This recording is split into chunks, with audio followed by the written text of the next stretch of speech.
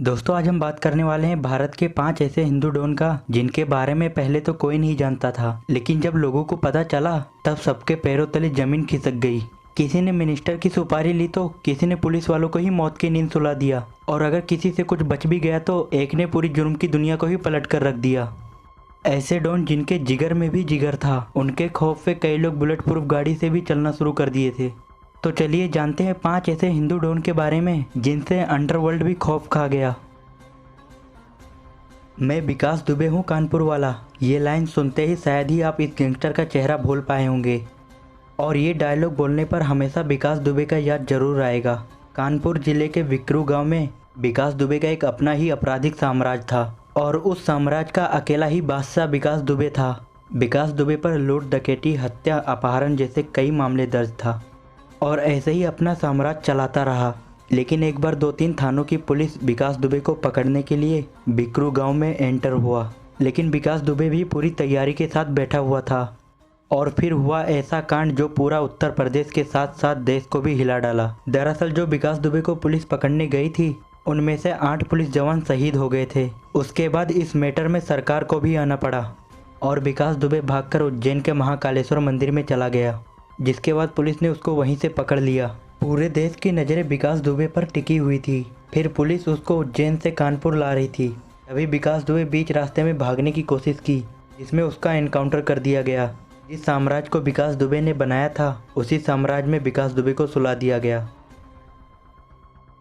नीरज बावाना, जिसको दिल्ली का दाऊद भी कहा जाता है। दोस्तों नीरज बावाना के ऊपर हत्या, डकैती और अपहरण जैसे कई मामले दर्ज हैं।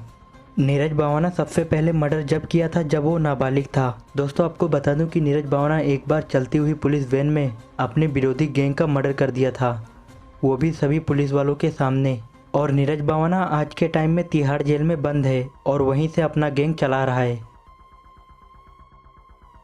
दुर्लभ कश्यप, एक ऐसा डॉन जिसको शायद तक ही कोई ना जानता हो, क्योंकि दुर्लभ कश्यप एक ऐसा गैंगस्टर था जो मात्र 20 साल की उम्र में ही पूरे उज्जैन का डॉन बन गया था। और दुर्लभ कश्यप ने पूरी जुर्म की दुनिया को ही अपडेट कर दिया था, क्योंकि दुर्लभ अपने जुर्म का सोशल मीडिया पर प्रचार करता था और अपने फेसबुक अकाउंट पर लिख रखा था कि किसी को भी कैसा भी विवाद करना हो तो मुझसे संपर्क करें। दुर्लभ हमेशा आंखों में काजल और माथे पर तिलक, कंधे पर गमछा रखा करता था। दुर्लभ कश्यप का सपना था कि पूरे उज्जैन का डॉन बने, और इसी सपने को पूरा करने के लिए दुर्लभ ने अपने जैसे ही कई लोगों को अपने गैंग में शामिल किया, और देखते ही देखते दुर्लभ बड़े बड़े अपराधिक को अंजाम देने लगा। जिसके बाद उज्जैन के तत्कालीन एसपी सचिन अतुलकर ने दुर्लभ कश्यप को और उसकी गैंग को पकड़ लिया। जिसके बाद अपराधी दुर्लभ कश्यप को सचिन अतुलकर सर ने कहा कि दुर्लभ तूने अपने उम्र से ज़्यादा दुश्मन बना लिए हैं। जेल में रहेगा जब तक सुरक्षित रहेगा, और बाहर जाएगा तो कोई ना कोई तुझे मार देगा। जिसके बाद हुआ भी कुछ ऐसा ही। दुर्लभ जेल से बाहर आने के बाद एक गैंगवार में 34 चाकुओं से गोदकर मार दिया गया था। दोस्तों श्री प्रकाश शुक्ला उत्तर प्रदेश के रहने वाले हैं। श्री प्रकाश शुक्ला एक ऐसा नाम था जिससे जनता, पुलिस और नेता भी खौफ खा जाते थे। 1990 के दशक के सबसे बड़े डॉन कहलाते थे श्री प्रकाश शुक्ला।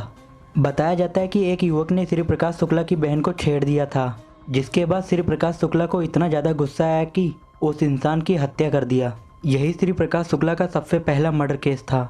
जिसके बाद श्री प्रकाश शुक्ला ने जुर्म की दुनिया में ऐसा नाम बनाया कि श्री प्रकाश शुक्ला सरकार के सिरदर्द बन गया। फिर सरकार ने भी श्री प्रकाश शुक्ला से निपटने के लिए एक स्पेशल फोर्स बनाया था, और इस स्पेशल फोर्स का मकसद था कि श्री प्रकाश शुक्ला को जिंदा या फिर मुर्दा पकड़ना।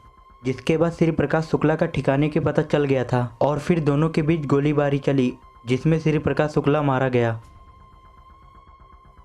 दोस्तों लॉरेंस बिश्नोई एक ऐसा गैंगस्टर है जो आज के समय में काफ़ी ज़्यादा चर्चे में रहता है। इसने पंजाब, राजस्थान जैसे कई वारदातों को अंजाम दिया है, और इस पर 50 से भी ज़्यादा आपराधिक केस दर्ज हैं। आपको बता दूं कि लॉरेंस बिश्नोई इस समय तिहाड़ जेल में बंद है। लॉरेंस बिश्नोई जेल में होने के बावजूद भी अपना गैंग वहीं से चलाता रहता है। हालांकि लॉरेंस बिश्नोई सुर्खियों में जब आया जब इसने जेल में रहकर पंजाब के फेमस सिंगर सिद्धू मूसेवाले को ताबड़तोड़ गोलियों से मरवा दिया था। जिसके बाद लॉरेंस बिश्नोई का मानो उल्टी गिनती शुरू हो गई हो। पर लॉरेंस बिश्नोई के गैंग में इतने शार्प शूटर हैं कि लॉरेंस के एक इशारे पर किसी को भी जान से मारने के लिए तैयार रहते हैं। लेकिन सिद्धू के हत्या के बाद लॉरेंस का बच पाना बहुत मुश्किल हो गया है।